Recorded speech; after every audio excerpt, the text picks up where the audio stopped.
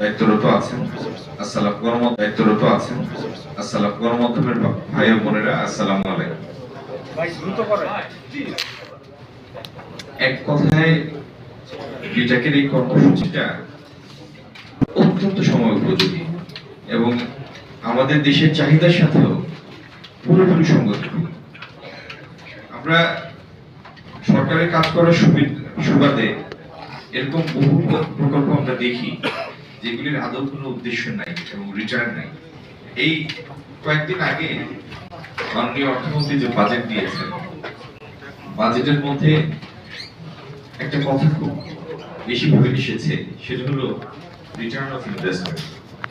এখানে যে সমস্ত প্রতিষ্ঠানের কর্মকর্তাবৃন্দ আছেন, একটা নির্দিষ্ট কারণে একটা বিনিয়োগ হয়,